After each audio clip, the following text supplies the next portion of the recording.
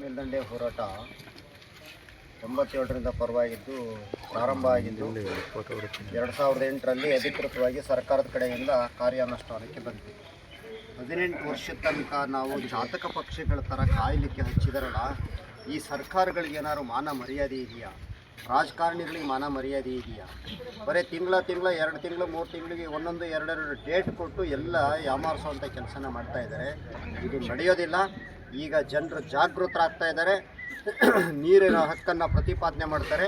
ನೀರು ಬರೋವರೆಗೂ ಕೂಡ ಸರ್ಕಾರದ ಆಡಳಿತ ಯಂತ್ರವನ್ನು ಕಾಲು ಮುರಿದು ಕೂರಿಸುವಂಥ ಪ್ರಯತ್ನಕ್ಕೆ ಕೈ ಹಾಕಿದ್ದಾರೆ. ಇದು ಅನಿವಾರ್ಯ ಕೂಡ ಹೌದು. ಯಾಕೆಂದರೆ ವಸ್ತುಸ್ಥಿತಿ ಆಗಿದೆ. ನೀರಿನ ದಾಹ ದಿನದಿಂದ ದಿನಕ್ಕೆ ಜಾಸ್ತಿ ಆಗಿದೆ. ಭೂಮಿಯ ದಾಹ ಜಾಸ್ತಿ ಆಗಿದೆ. ಬೋರ್ವೆಲ್ಗಳು ನಶಿಸಿ ಹೋಗ್ತಾ ಇದೆ.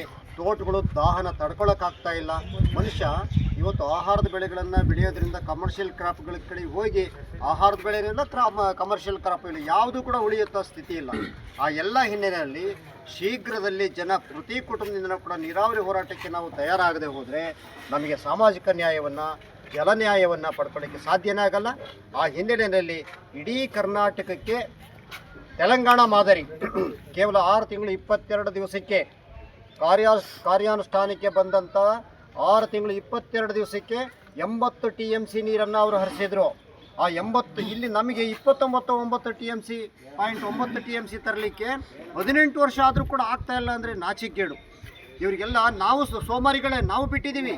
ಅವರೆಲ್ಲ ಹೆಂಗೆ ಅಂದರೆ ಇಡೀ ವ್ಯವಸ್ಥೆಯನ್ನು ಕಪಿಮುಷ್ಟಿಯಲ್ಲಿ ಇಟ್ಕೊಂಡು ದುಡ್ಡು ಕೊಟ್ಟರೆ ಓಟಾಕ್ತಾರೆ, ಹೆಂಗೆ ಹೆಂಡ ಕೊಟ್ಟರೆ ಓಟಾಕ್ತಾರೆ, ಏನು ಬಂದರೆ ಎಲ್ಲ ಮರೆಯೋದು ಸಹಜ ಸ್ವಭಾವ.